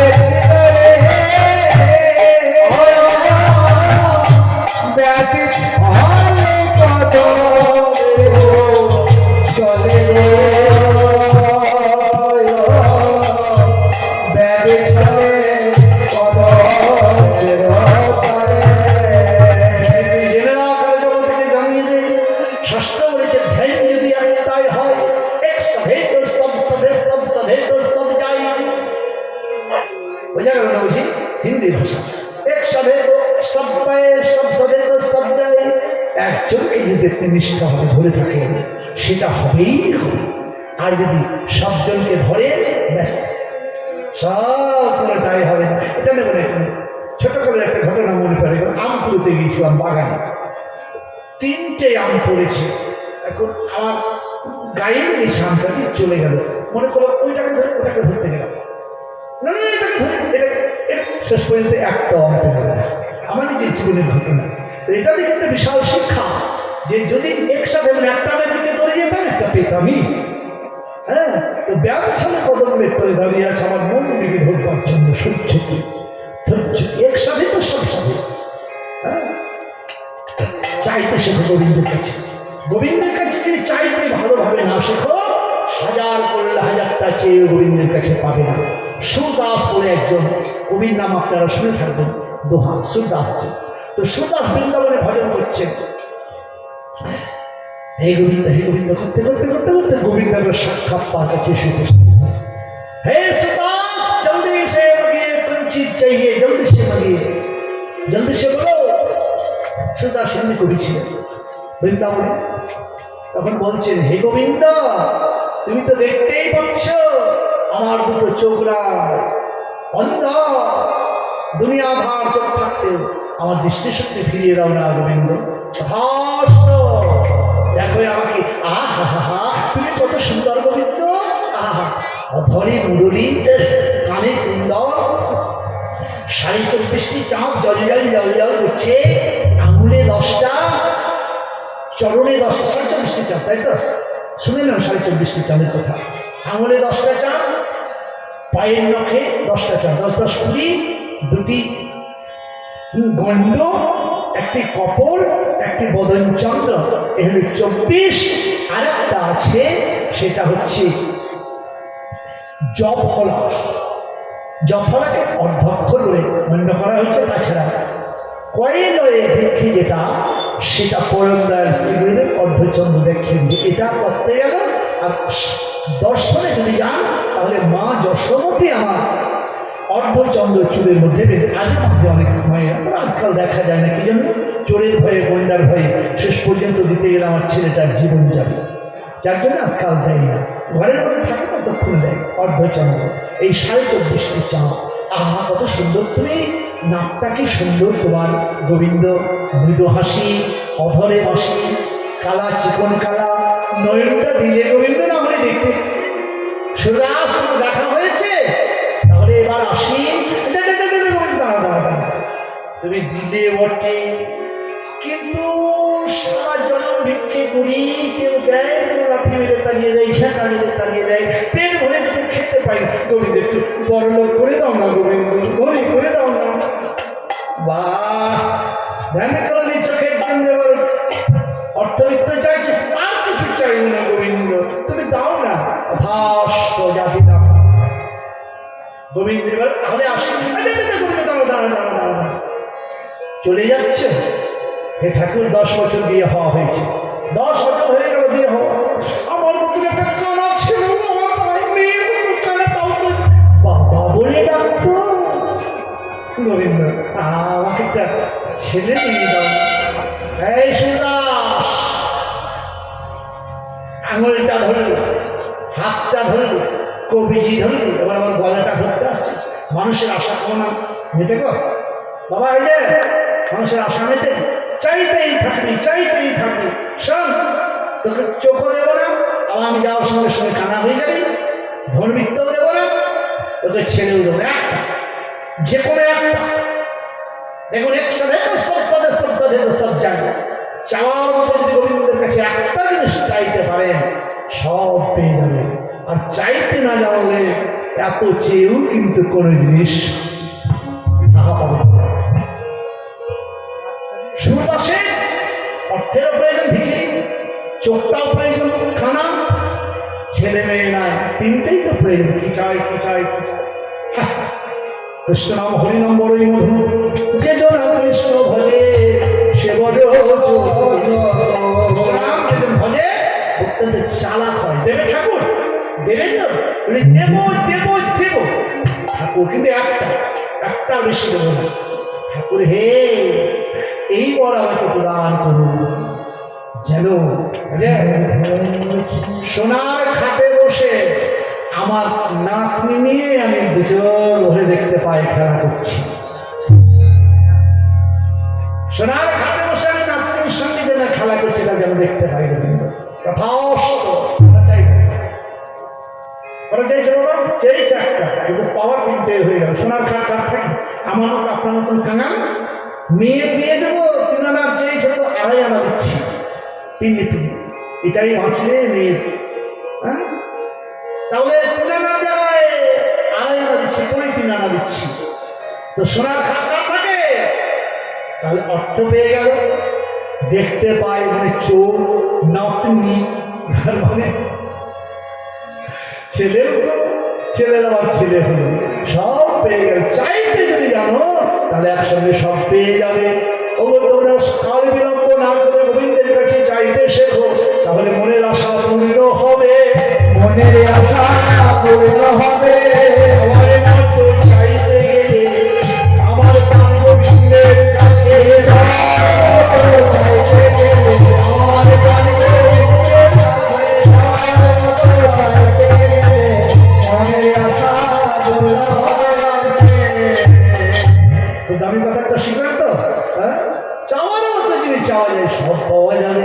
সংসারে তো সংসারে সংসারে তো সব বারবার চাইতে হবে, গোবিন্দের কাছে চাইতে জানতে হবে। সখী রে, ওই যদি সাধনা করে না তাহলে সাধ্যে লাভ হবে। প্রাণ গোবিন্দ আমার মন প্রেমে ধরবার জন্য কতদিন থেকে কদম তলায় দাঁড়িয়ে আছে, শুধু মন মৃগী ধরবার জন্য। বলে মন মৃগী তাহাতে পড়ি, আলা মন মৃগী কেন কালে পড়িল জানে। আর মনোমৃগী হেন কালে পড়িল জানে।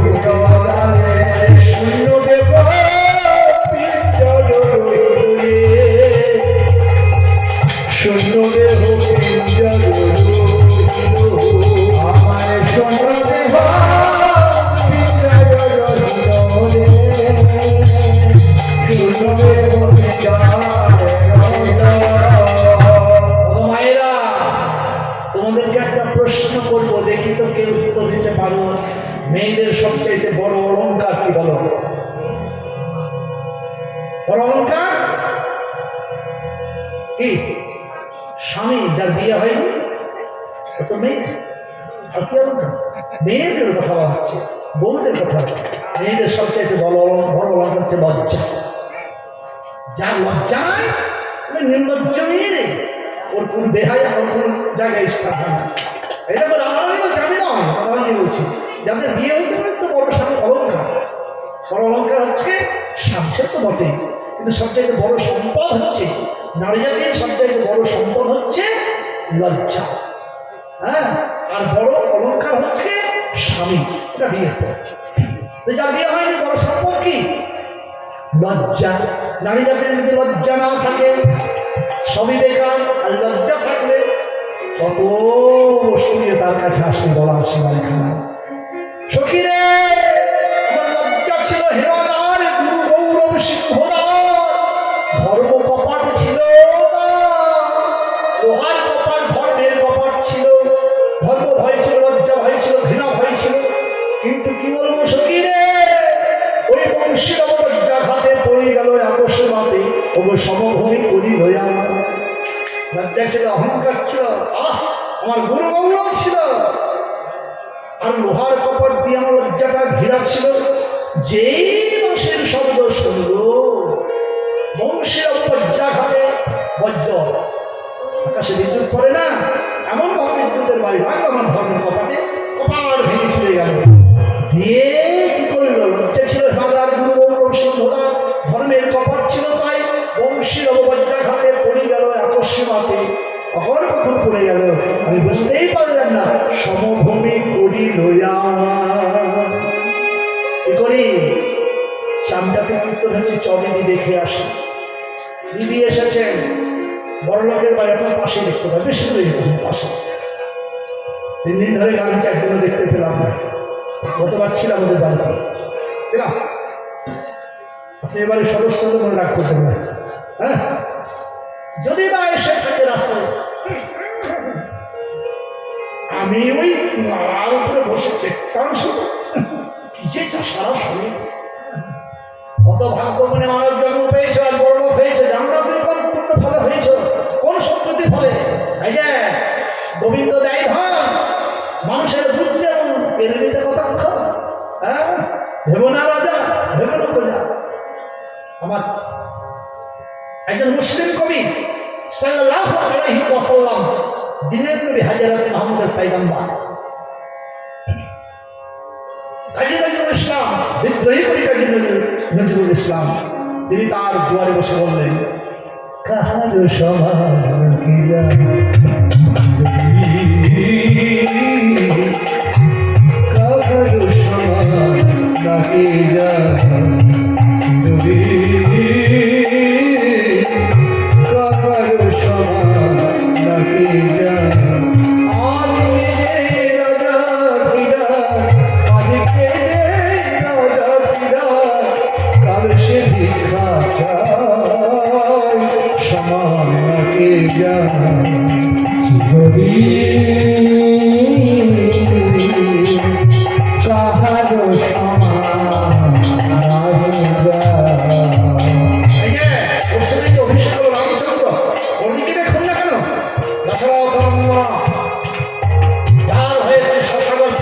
সেই ভগবান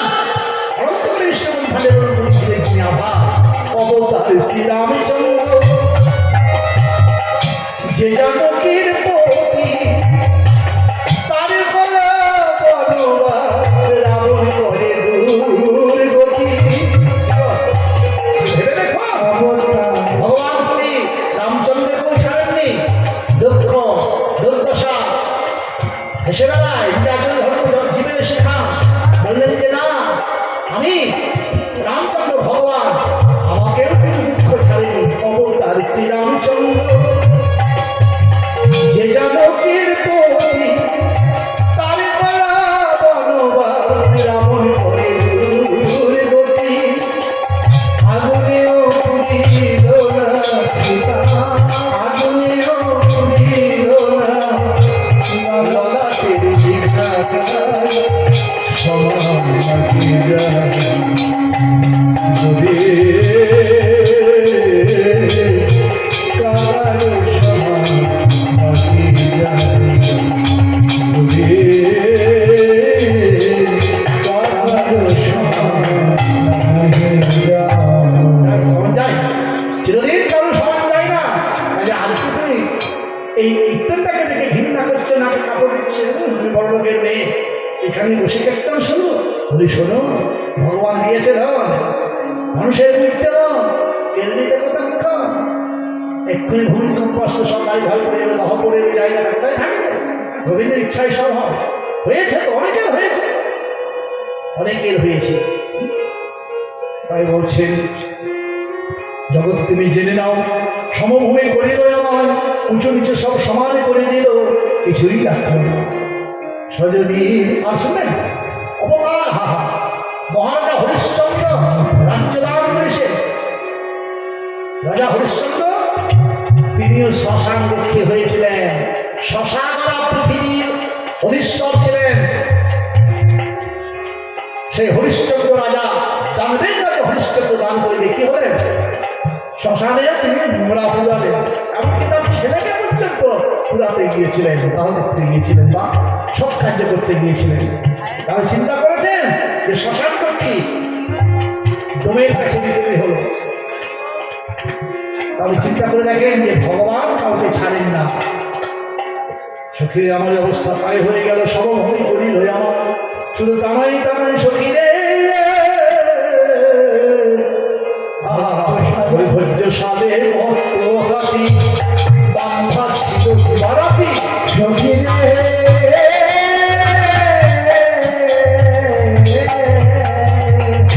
ধৈর্য সালে হাতি বাঁধা ছিল বিহারাতে, ক্ষিপ্ত করিল কটা বয়সে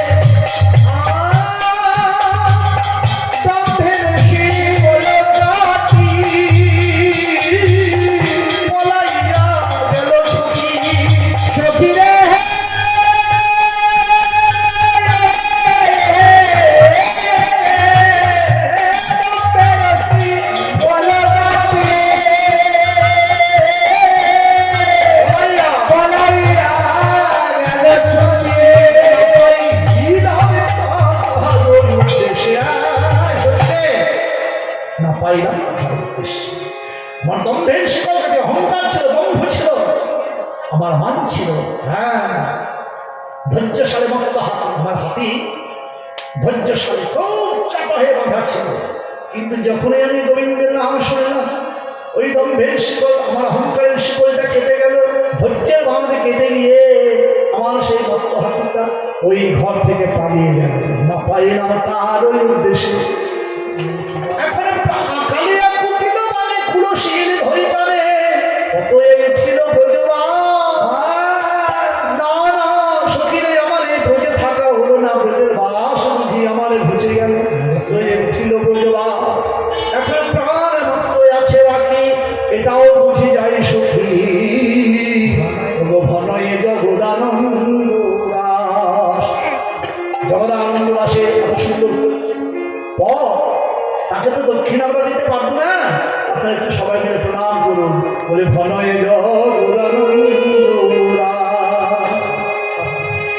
বৈষ্ণব পদকবি, বৈষ্ণব পদকবি কাকে বলে দেখুন। আপনারা ক্লাস 10 থেকে যখন পড়েছেন তখন গোবিন্দ দাসের পদ পেয়েছেন। তখন চণ্ডীদাসের পদ পেয়েছেন, বিদ্যাপতির পদ পেয়েছেন। চণ্ডীদাস, বিদ্যাপতি, ঠাকুরমশাই, জয়দেবের এসবের পদ আপনারা পেয়েছেন, জ্ঞানদাসের পদ আপনারা পেয়েছেন। সেই পদকে অবলম্বন করে রাধাগোবিন্দের যে গীতি গাথা গাওয়া হয় তাকে পদাবলী বলে। আর পদকে বাদ দিয়ে ওই মামার বাড়ি, পিসির বাড়ি, দিদির বাড়ি, গল্প শুরু করলে এটা পদাবলী কীর্তন নয়। দাও গল্প আছে, কিন্তু আসল দৃষ্টান্ত দিয়ে যেখান থেকে তুমি বেরোবে সেইখানে এসে যেন আবার সেখানে থাকে, এর হচ্ছে দার্শনিক সিদ্ধান্ত হবে। দার্শনিকের দৃষ্টান্ত সিদ্ধান্ত হবে। সখী রে, আমি সেটাই তো চিন্তা করছি, ওই নন্দ সুত সনে ঘোষিত ঘোষিত কি নহে গো পুরোনারী। আর নন্দ সুত সনে রসিত ঘোষিত নহে গো পুরোনারী। ওরে হাময় ভাগিনী পুলকালকিনী মরণে নয়নে বহয়ে বারি, নয়নে বহয়ে বারি। কি আশ্চর্য! অন্যের যে অপদোষ তাইতে শুনিতে দোষ। সত্য এই বিধি বিধান আমার কলঙ্ক যত, গানে করে ভাগবত ফুকার ওই বেদ ফুকার। শুধু আমার কলঙ্ক, আমার কলঙ্ক, আমার কলঙ্ক, আর কি কোনো নারী নাই? চিন্তা করে দেখতো, ওই সতী সাধি বাণী পরকণ্ঠ না, মা সরস্বতী প্রত্যেকটা পুরুষের কণ্ঠে কণ্ঠে বিরাজ করে না মা সরস্বতী। সরস্বতী না থাকলে আপনি পড়াশোনা করতে পারবেন, কথাও বলতে পারবেন না। তাহলে সেই সরস্বতীর নামে কোনো কলঙ্ক হলো না? প্রত্যেকটা পুরুষের ঘরে ঘরে থাকে, কণ্ঠে কণ্ঠে থাকে, কিন্তু তার নামে কলঙ্ক হলো না। সদৃষ্ট লক্ষ্মী পর গৃহ গমনা, মা লক্ষ্মী পরের গৃহে গৃহে দৌড়িয়ে বেড়ায়, ওই তার নামে তো কোনো কলঙ্ক হলো না। পঞ্চপতি সদ্ধি দ্রৌপদী, 5টা যার সন্তান নামে কোনো কলঙ্ক হলো না। সখী রে, সবাই বলে রাধা কৃষ্ণ কলঙ্কিনী, রাধা কৃষ্ণ কলঙ্কিনী, রাধা কৃষ্ণ কলঙ্কিনী, রাধা কৃষ্ণ কলঙ্কিনী। ভুবনে আমি একাকিনী, রাধা কৃষ্ণ কলঙ্কিনী। ভোলাবে আমি একাকিনী, আরে বৃন্দাবনে নাই রে কেহ, ভোলাবে আমি একাকিনী, বৃন্দাবনে কি নাই রে কেহ। ভোলাবে আমি একাকিনী, রাধা কৃষ্ণ কলঙ্কিনী। সখী রে, অভিশাপ দেব, অভিশাপ দেব। আমার কথা কবে দেই, আমার মতো হবে সেই। বসিয়া কহিলা বৃন্দাবনে, তুই গেলে আকার জগৎকে জানিয়ে দে, আমি প্রাণ ভরে আশীর্বাদ করব। বসুরামানন্দ বৈষ্ণব পদে করে মাথাটা এগিয়ে দিয়ে বলছে, রাধে গো, একটা কথা বলবো, তুমি আমার আকার মধ্যে পা ভরতে এলে কেন? আমি অভিশাপ দেবো, হটে যাও, হটে যাও। বসুরামানন্দ বাণী দিবানিশি নাকি জানি সকলে বলবেন, আর ধারাবাহিক যুগল নয়। বৈষ্ণব পদকবি বলছে, ওগো রাধে, আমি একটা কথা বলবো। বাজারে যখন কোনো জিনিস কোনো বিজ্ঞান তৈরি করে, সঙ্গে সঙ্গে কি চাই যায়? এটা দিকে বাবা, এই জানা দাঁড়ালে দেখে বাবা, কোনো জিনিস যখন তৈরি করে কেউ এমনি এমনি ছেড়ে দেয় কি? আগে পরীক্ষা করে, পরীক্ষা করে থাকে, এমনি ছেড়ে দেয় না। রাধে গো, তুমি যে অভিশাপটা দিলে, অভিশাপটা সত্য না মিথ্যা এটা প্রমাণ করতে হয়। তার জন্য আমি মাথাটা পেতে দিলাম, তুমি আগেই আমাকে পরীক্ষা করে দেখো তোমার অভিশাপটা কতটা সত্য কতটা মিথ্যা। হ্যাঁ, বড় দিয়েছিল বিকাশন নামে একটা ওষুধকে, বিকাশন নামে একটা ওষুধ ব্রহ্ম বৈবর্ত পুরাণের টিকাতে পারে, পুরাণের নাম বলে দিলাম। ওই বিকাশন ওষুধটা শিবের ধ্যান করেছিল। ওম নমঃ শিবায়, ওম শিবায়,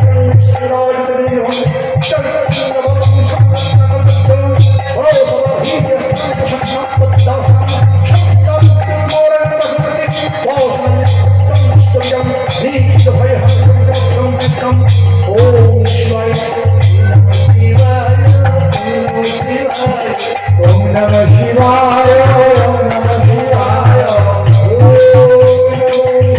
গঙ্গা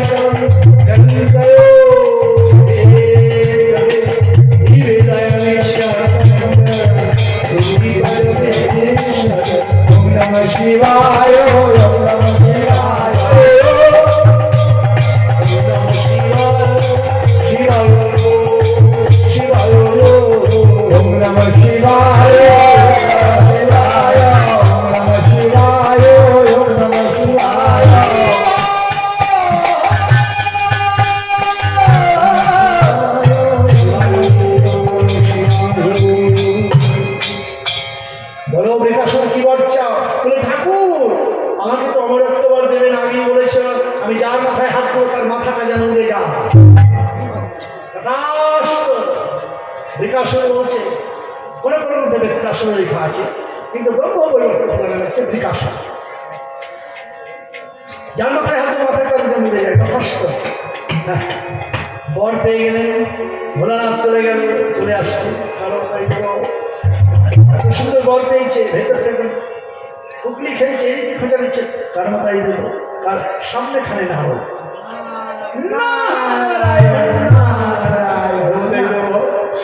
তুমি এসেছো ভালো এসে দেবনি দেবনি। কি নেবে কি নেবে? আরে কিছু তো নেই তোমার হাতে। আরে মাথাতে হাত তুলে মাথায় টেমুটিয়ে যাবে। কেমন তোমাকে মাথাতে হাত দিল? বাবা ভোলানাথ দিয়েছে আমাকে, আশীর্বাদ করেছে। কি পাগলা ভোলা, গাঁজা ভাঙ খায়, সাপের মালা গলায়, একটা বস্ত্র জুটে না, বাচ্চালে পড়ে আছে সাপের ব্যাগ, তার কথা কেউ শুনে গো? সত্যি সত্যি বর দিয়েছে? ওরে শোনন আরো বিকাশ, বরটা তুমি মাথায় হাত ধরে দাও, আমার আপত্তি নাই, কিন্তু মানে লোকের মান যাওয়া চাইতে মৃত্যু সেই কি জানো? মাথায় হাত ধরে মাথাটা উঠলো না, তখন কি হবে? তুমি অপমান হবে না? তুমি এক কাজ করো, বাবা ভোলানাথের কাছে যাও, বাবা গিয়ে বরটা তোমাকে ভালোভাবে দিয়েছে কিনা বাবাকে গিয়ে বলো যে বাবা আপনি বরটা আসল দিয়েছেন নকল দিয়েছেন একটু পরীক্ষা করবো, আপনি আসুন আপনার মাথাতে হাত দিয়ে দেখি। নারদ দেখছে যে বাবা ভোলানাথ তুমি কেমন বর দিয়েছ, তোমার ওষুধটা তোমাকে আগে খাওয়াই, আরে বুঝবে এসব বর কেউ দেয় না। হ্যাঁ দিয়েছে তো যাও। এইবারে তো যেখানে ধ্যান করেছিল গঙ্গা জল ছিটিয়ে নিয়ে শুরু করে দিয়েছে ওম নমঃ শিবায় ওম নমঃ শিবায় ওম নমঃ শিবায় ওম নমঃ শিবায় নিত্যং মহিষং চারিত্রং জগতং সংগ্রাম কল্পজ্ঞান মরসবর ভিত্তিহং সংগত সংগত শিবং সমস্ত পুত্র মৌরগণ ধৃতি বসা বিশ্বং বিশ্বং হরি হরি ওম নমঃ শিবায়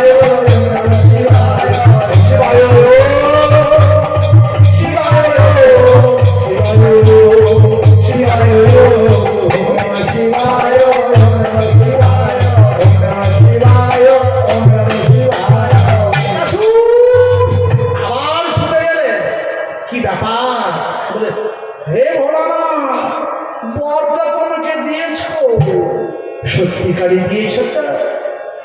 এদিকে শিখিয়ে দিয়েছে নারদ, যদি সত্যিকারী বরটা না দেয় তাহলে ভয়েও পালিয়ে যাবে, এটুকু লক্ষ্য করো। হ্যাঁ নারদ শিখিয়ে দিয়েছে যদি বরটা সত্যি সত্যি দেয়, হ্যাঁ দিয়েছি, পরীক্ষা করতে দিলে, আর যদি সত্যি সত্যি বর না দেয় তো পালিয়ে যাবে। আসল তত্ত্বটা বলবেন না, বলে হ্যাঁ দিয়েছি তো, তাহলে হেরে আসুন আপনার মাথায় হাত দিয়ে আমি পরীক্ষা করে দেখি। দাঁড়ান আপনি, আর যে হাত দিতে গিয়েছে ভোলানাথ তো এখান থেকে দেখছো, তাহলে তো বাবা সত্যি সত্যি আসল বরটা দেয়নি। কোথায় যাবে কোথায় যাবে ত্রিভুবনের মধ্যে আমি সব জায়গায় যাবো, আমার তপন সে ছোট্ট ব্রহ্মার কাছে। ব্রহ্মা বলছে না না আমি পারবো না, তুমি পাতালে চলে যাও। আর বিকাশ ওই ব্রহ্মার কাছে পাতালে ব্রহ্মা বিকাশ সেইখান থেকে চোখ দিল কোথায় কোথায় ষড়চক্র নারায়ণের কাছে। নারায়ণ বলছে ভোলানাথ যাও না, হাতটা দিতে দাও মাথাতে, বর দেওয়ার সময় তোমার হিসেব ছিল না, এখন পালিয়ে বেড়াচ্ছ কেন? হান্ধু তো রাখাও যাকে তাকে যাতা বর দাও, আর মনে থাকো এবারের মতো রক্ষা করো। বিকাশ গিয়ে বলছে কই ওই আমার শত্রুটা কই? কত বছর ধ্যান করার পর একটা বল চাইলাম, আমাকে প্রত্যারণা করেছে, হাত দেবো হাত দেবো। কি আমি বল চেয়েছিলাম যার মাথায় হাত দেবো উড়ে যাবে, এই নিজের মাথা থাকতে পরের মাথাতে কেন হাত দিতে যাবে?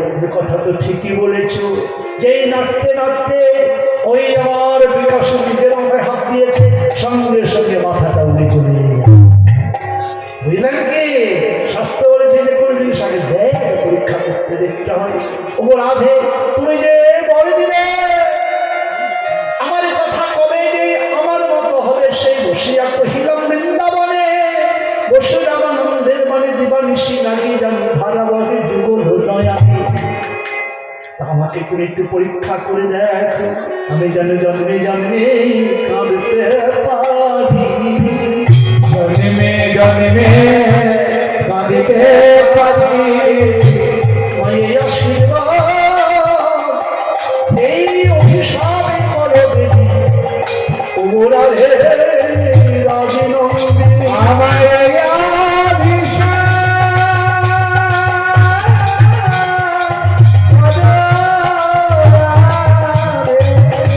আমি যেন জন্মে জন্মে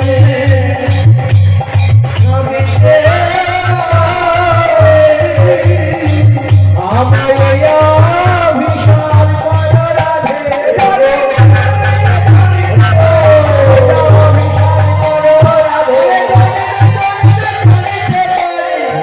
জন্মে জন্মে কাঁদিতে পারি।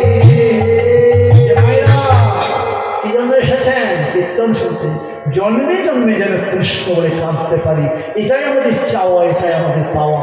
কিন্তু কই, বাবা মরলে কাঁদি, বাবা গো মা গো 14 গোষ্ঠী গো, ছেলে মরলে কাঁদি, বেটারে কোথায় গেলি কত বলে কাঁদি, কত রং বেরঙে কাঁদি, সোনার চেনটা হারিয়ে গেলে কাঁদি, হীরের আংটিটা হারিয়ে গেলে কাঁদি, ব্যাংকের জমানো টাকা যদি কোনো জায়গায় পড়ে যায়, কেউ চুরি করে নিলে কাঁদি। কিন্তু আমরা কৃষ্ণ বলে কেউ কাঁদি না। কৃষ্ণ বলে কেউ কাঁদে না। আমরা মায়ার কাঁদো কতই কাঁদি, কৃষ্ণ বলে কেউ কাঁদি না। আমরা মায়ার কাঁদন সবাই করে, বলে মায়া মোহে মুগ্ধ আমরা মায়ার কাঁদন সবাই করে। ওগো বিষয় মিশে ভুলে গিয়ে আমরা মায়ার কাঁদন সবাই করে।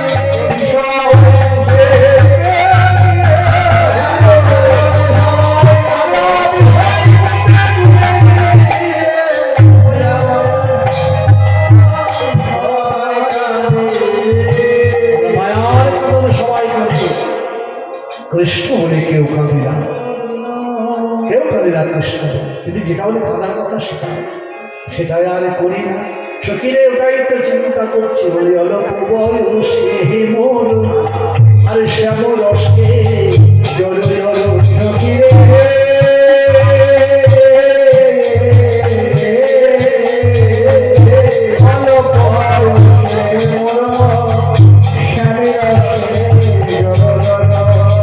না জানি কি হবে পরিণামে, আমি যদি নয় আমি বুঝে থাকি,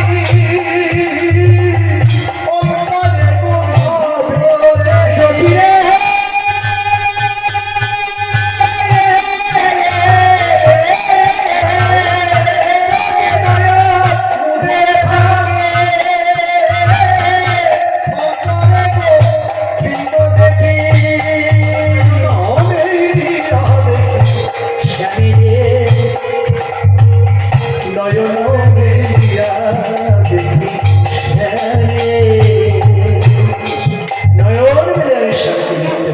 আমার কিনা বেদি হলো রে, হলো রে, বেদি হলো রে, বেদি হলো রে, বেদি হলো আমার কিনা বেদি হলো রে, কিনা বেদি হলো আমার কিনা বেদি হলো রে। একটা কথা ঘ্যাং ঘ্যাং করিস, কিনা বেদি হলো বলি সখী রে, কিনা বেদি হলো আমার কিনা বেদি বলি না, আমার কিনা অসুখ হলো রে। অসুখ ভালোই হতে চাই না, কিন্তু বৈষ্ণব পদে কই কথাটাকে ঘুরিয়ে বলছে, আমার কিনা ব্যাধি হলো, এই ব্যাধি তো আমার ছিল না, আমার ভুলের মাসুল, মাসুল মানে টাকা, মাসুল মানে অর্থ, আমার এই ভুলের মাসুল দিয়ে আমি ব্যাধিটাকে কিনে নিলাম, এ ব্যাধি তো ছিল না, ব্যাধিটা কিনা ব্যাধি, এটা কিনা ব্যাধি। কৃষ্ণ ভজার জন্য দুনিয়াতে এলাম, কৃষ্ণ হরি যাই দিওয়ানি হেত, অতএব মায়া তারে দেয় সংসার। এত দুঃখ কষ্ট কেন, এত যন্ত্রণা কেন? যেখানে যেতে গেলে আর যন্ত্রণা থাকে না সেইখানে তো আমরা যাই না। শাস্ত্র বলেন জন্ম কর্ম চমে দিব্যম এবং জমিত্রী তত্ত্বতা ত্যাগটা দেহম জন্ম নৈতি মানিতি সহজ। একবার যদি আমার চরণতলে কি অবস্থায় নেয় অনন্তকালী বিশ্বব্রহ্মাণ্ড ঘুরতে ঘুরতে সাধু বৈষ্ণবের কৃপা পেয়ে একবার যদি কোনো ভগবান ভগবতী আমার চরণতলে আসতে পারে তাকে আর পৃথিবী কোনো মায়া করতে পারে না। জন্মমৃত্যু অন্ধকার কারাগারে তাকে অসহ্য দুঃখ কষ্ট যন্ত্রণা উপভোগ করতে মায়া পৃথিবীতে তাকে যেতে হয় না। মৃত্যুর পরে সে আমার চরণে ঠাঁই পাবে। একটা যন্ত্রণার জন্য নৈতিমামিতি সহযোগী, কিন্তু সেটাকে বাদ দিলাম কৃষ্ণ নাম ভুলে গিয়ে আমি কিনে নিলাম। কি কিনে নিলাম? হ্যাঁ, আমার কিনা ব্যাধি দুঃখ কষ্টটাকে কিনে নিলাম। এটা ছিল না আমার ভাগ্যে, ছিল। আপনি যখন জন্ম নিয়েছিলেন কত আদর করছিল মা, পাড়া প্রতিবেশী চুমু খাচ্ছিল, কতজন করে নিচ্ছিল, তেল মাখিয়ে দিচ্ছিল, কত আদর। কিন্তু যখন দেহে যৌবন এলো, এই যৌবন চরিতার্থ করবার জন্য ভুলের মশলা দিয়ে অকাজ প্রকাজ করলাম, আর এই ভুলের মশলা দিয়ে আমি দুঃখটাকে কিনে নিলাম। এটা তো কিনে নিলাম, কিনে নেওয়া অসুখ। তাই আমার কৃষ্ণ ভুলে যে এই মানদীব হিরু অতএব মায়া পারে দেয় সংসার। আমার কিনা ব্যাধি বলে তাহলে তো এখানে থাকিস না, যা। সেটাও করে দেখেছি, আমি যদি চলি যাই পথে সে আমি যাই মোর সাথে সাথে। আমি যদি চলে যাই পথে আমি যাই মোর সাথে সাথে। আমার চরণে চরণ ঠাকাইয়া, আর চরণে চরণ হেমা ভ্রমেতে ফিরাই রাখি, সঙ্গে কেউ নাকি দেখি। ভোগেতে ফিরাইয়ে রাখে, সঙ্গে দেখে মনে থাকি মনোমুরো ছিয়া রে, মনে থাকি মনোমুরো ছিয়া। আর মনে থাকি মন ছিয়া রে, মনে থাকি মনে ছিয়া। সখী রে ভ্রমেতে আমি এই দেশে আর থাকবো না, এই দেশে আর থাকবো না, আমি সেই দেশে যাবো রে। আমি সেই দেশে যাব রে, দেশে দেশ নাই সেই দেশে যাবো। ওই দেশে নাই সেই দেশে যাব রে। দেশেতে দেশ নাই, যে দেশেতে দেশ নাই, যে দেশেতে দেশ নাই। এই কোন দেশে দেশ নাই গো? সেই দেশে যাব রে। কোন দেশে দেশ নাই? হ্যাঁ, জোরে বলো। কোন দেশে? হ্যাঁ, কোন দেশে দেশ নাই? কোন দেশে দেশ নাই বাবা? তাড়াতাড়ি করে বলে দেবে। সন্দেশ সন্দেশ বা সন্দেশে দেশ নাই? সন্দেশের বাইরে আছে না? দেশের বাইরে আছে। সন্দেশে দেশ নাই, সন্দেশের মাটি না, অন্য একটি জিনিস নাই, চিনি আর গোল্লা দিয়ে তৈরি। তো দেশে আছে। কোন দেশে দেশ নাই? কোন দেশে দেশ নাই? এটা বোধহয় আপনারা জানেন না। একটা বাক্যের মধ্যে দুটো পদ একই রকম হয় না। এটা এটা পদঘটিত দোষ। তাহলে কি করতে হবে সেটাকে? পদঘটিত দোষকে তাহলে বসে দুটো মানে হওয়া চাই। দেশ মানে দয়েকার তলস্যা দেশ, দেশ মানে জগৎ, আর দয়ে বয়েকার মধ্যস্থ দেশ, এটাও দেশ। দেশ মানে ঝগড়া কলহ। যে দেশেতে দেশে নাই আমি সেই দেশে যাব সখী, সেই দেশে যাব সখী। যে দেশেতে দেশ নাই রে কৃষ্ণ নামের মালা রবে। কৃষ্ণ নামের মালা, সেই দেশে যাব সখী।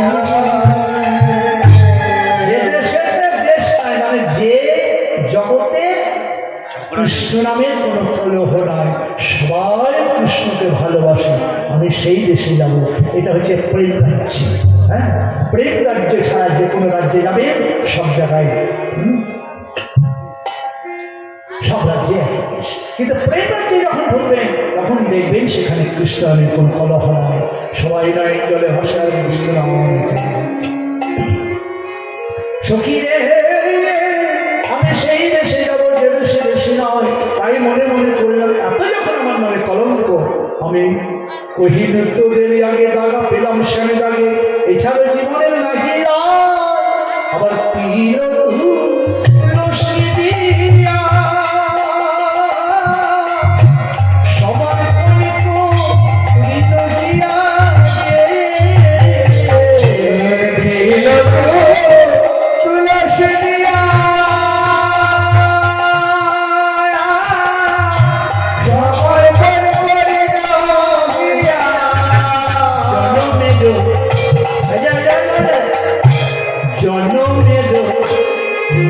রানা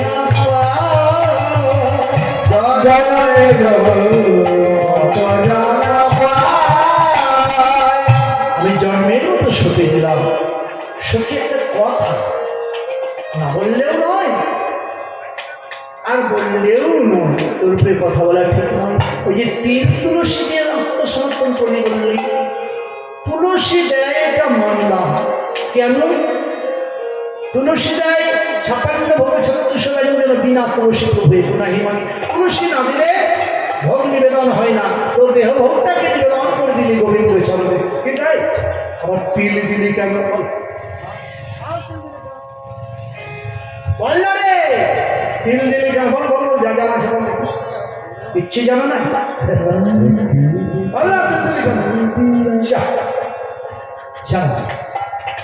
তেল দিলি কেন? তাহলে সখীরে ওই ডাকি না কেন? জন্ম নিল শুদ্ধর সময় তিল, তাই না? যখন একটু বড় হলো অন্নপ্রাশনে তিল, আবার যখন বিয়ে হয় তিল, মরলেও তিল, বাঁচলেও তিল, পিঠেতেও তিল, গদিতেও তিল, গায়ে আবার হয়েছে কালো কালো তিল, সব জায়গায় তিল তিল তিল তিলা তিল তিল। তাহলে তিল কেন সখীরে? কে কি জন্য দেয় আমি জানি না, কিন্তু সখীরে তিল কেন দিলাম? আবার জীবনে তো কোনো পুণ্য নাই, তাই বললাম সখীরে আমি তিলে তিলে পাবো বলে, দিলে দিলে পাবো বলে আমি গোবিন্দের করুণা রাশি তিলে তিলে পাবো বলে। আর গোবিন্দের করুণায় আছে দিলে দিলে পাবো বলে তোমার হোলা দিলে দিলে তোমার হোলা ওহে দয়াল গোবিন্দ তিলে তিলে তোমার হোলা। হে রাধার গোবিন্দ দিলে দিলে তোমার হোলা তিলে তিলে তিলে দিলে দিলে তিলে দিয়ে জানালে রাখলাম আর বলার সময় হবে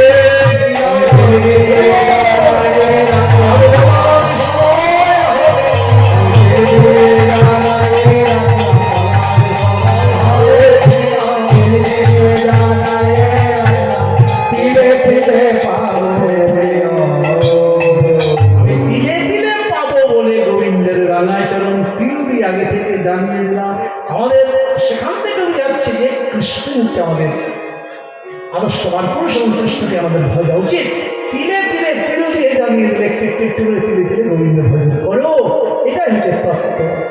দোকানে কুণ্ডল দিব যোগী বলে কুণ্ডল দেব যোগিনী হইয়া যাব ছাড়ো গৃহ করি ও যোগী ছাড়ো গৃহ করি হরে কৃষ্ণ নাম লক্ষ্যে জনম যাইবে সুখে। মরমে সখী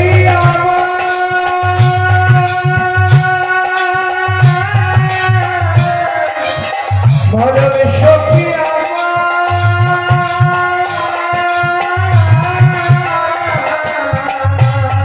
আর কৃষ্ণ নাম লক্ষ্যে জনম যাইবে সুখে। কহিয়ে বাঞ্ছা গো, কহিগো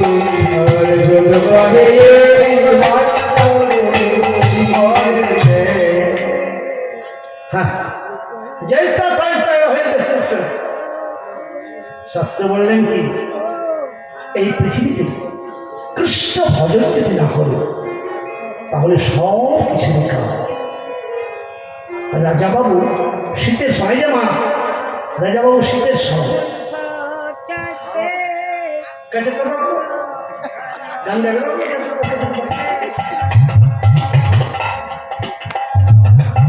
দাঁড়াও না, ছোট ছেলে করছে না।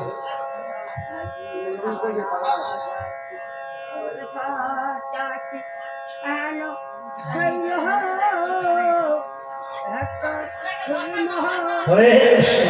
আরে গানটা গাইতে দেবে কিনা? এই বসো। ও হ্যালো। চাইতাই গো, গানটা তো গাইতে দেবে নাকি? সজনী রে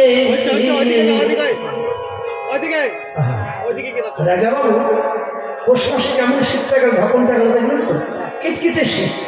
সেই শীতের মধ্যে রাজাবাবু স্নান করতে যাচ্ছেন। রাজাবাবু স্নান করতে যাচ্ছেন, কিটকিটে শীত। বট গাছের তলায় দেখছে একজন সাধু বাবা খালি গায়ে থরথর করে কাঁপছে, আর খালি গায়ে ধ্যান করছে।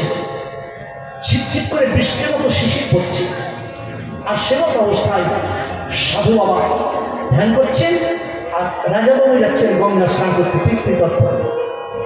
পৌষ মাসের কিটকিটে শীত, পৌষ সংক্রান্তি, স্নান করতে যাচ্ছি। রাজাবাবু মনে মনে করছেন আমি কাশ্মীরি শাল গায়ে দিয়েছি, চাদর গায়ে, কোট পরে আছি, জুতা মোজা টুপি সব আছে পালকের মধ্যে, তাও ঠান্ডা লাগছে। আর রাজাবাবুকে ঠান্ডা লাগে, সাধু বাবাকে ঠান্ডা লাগে না, লাগছে। কিন্তু কি করবে, ওর তো কিছু নেই, যার জন্যই হয়তো খালি গায়ে আছে। রাজাবাবু গিয়ে শালটা দিয়ে উনার গায়ে জড়িয়ে, শালটা দিয়ে উনাকে জড়িয়ে দিল। সাধু বাবা বললেন, বাবা জৈসা হ্যায় ওইসাই রাহো, আশীর্বাদ করুন সাধু বাবা, যেমন আছে তেমন থাকো। শালটা দিয়ে চলে গেলেন, আশীর্বাদটা নিয়ে প্রণাম করুন। স্নান করে যখন আসছেন রাজাবাবু তর্পণ করে, দেখছে একটা চোর, ওই চোর একটা সাধু বাবার গা থেকে আস্তে আস্তে আস্তে আস্তে শালটা চুরি করে নিয়ে দৌড়ে দিল। আর রাজাবাবু সেই সময় ওই ঘরের মধ্যে ঢুকছে, মানে ওই বটগাছ তলায় আসছে, দেখছে সাধু বাবা তাকে আশীর্বাদ দিচ্ছে, বাবা জৈসা হ্যায় ওইসাই রাহো। তখন বলছে যে বাবা সাধু বাবা এই রহস্যটা বুঝতে পারলাম না, আপনাকে আমি কম্বলটা দান করলাম, আপনি আমাকে আশীর্বাদ করলেন জৈসা হ্যায় ওইসাই রাহো, আর ওই চোরটাকে চুরি করে নিয়ে গেল, আপনি বলেন জৈসা হ্যায় ওইসাই রাহো। বলে বাবা इसका मतलब समझे नहीं, এর মানে তুমি বুঝতে পারলে না। শোনো বাবা, তুমি যে কম্বল দান করলে জৈসা হ্যায় ওইসা রাহো, সারা জনম যুগ যুগান্তর ধরে এমনি করে তুমি কম্বল দান করতে।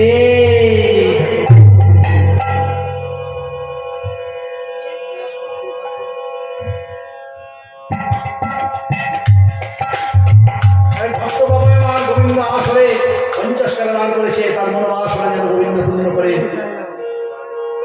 জৈসা হ্যায় ওইসাই রাহো, এর অর্থ হচ্ছে তুমি যে আমাকে দান করলে, সারা জনম যুগ যুগান্ত ধরে যতবার পৃথিবীতে জন্মিবে এমনি করে তুমি দান করতেই থাকবে। জৈসা হ্যায় ওইসা রাহো। আর এই চোরটা চুরি করে নিল, জৈসা হ্যায় ওইসা রাহো, সারা জনম যতবার পৃথিবীতে জন্মিবে এমনি করে চুরি করবে, লাভ খেতেই থাকবে, ধরা পড়তেই থাকবে, লাভ খেতেই থাকবে, তুমি চুরি করতেই থাকবে। তো বাবা এই পৃথিবীতে যার যেমন মন, পৃথিবীতে যার যেমন সে তেমন, তাই বলছে আছে। ওইদিকে আবার কিছু শব্দ কি হয়েছে, কি এসেছে, কই দেখতে পাচ্ছি না। সজনী রে এসেছে, ওইদিকে শব্দ না তোমার, তোরা জানি শব্দ বল না কেন, আমার মনে কিন্তু বিশ্বাস হয় না। তোরা ছেলের খানা বলে যাবে, টিনের শব্দ বল, মাইকের শব্দ বল, জানি শব্দ বল, আমার মনে হয় কি জানিস, আমার প্রাণ গোবিন্দের আশীর্বাদে, গোবিন্দের আশীর্বাদে আমি পেতে শুনে গো সখী এই বৃন্দাবনের মাঝে,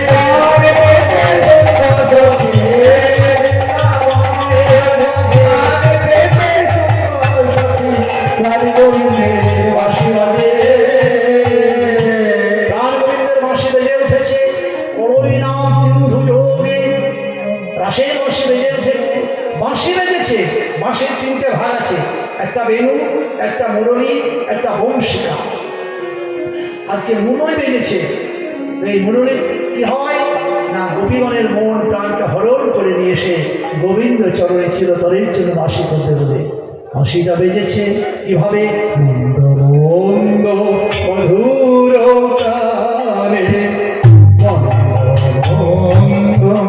মধুর প্রাণে কুঞ্জে বাজয়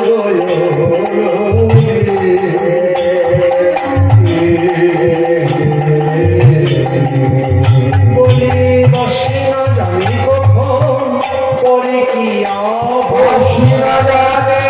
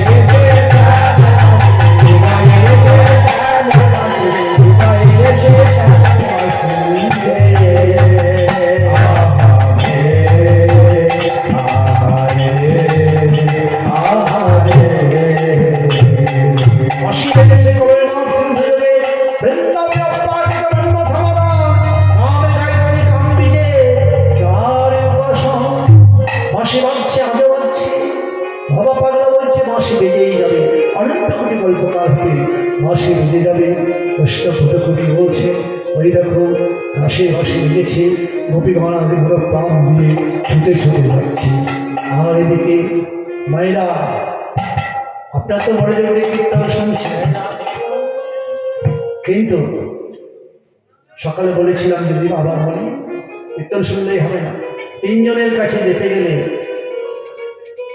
হাতে যদি কিছু না থাকে তাহলে এমনি যাবেন না। এক হচ্ছে গুরুদেবের কাছে, একটা হচ্ছে উকিলের কাছে, একটা হচ্ছে ডাক্তারের কাছে।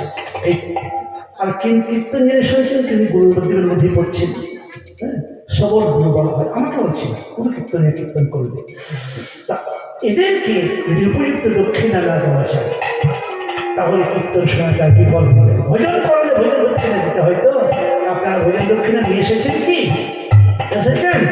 আঁচলটা খুলে আর ভোজন দক্ষিণা আপনারা দান করুন। আমার সঙ্গে বলুন, রাধে গোবিন্দ নন্দ লালা গোপালা হরিকা প্যারা, জয় জয় রাধে গোবিন্দ নন্দ লালা গোপালা হরিকা প্যারা।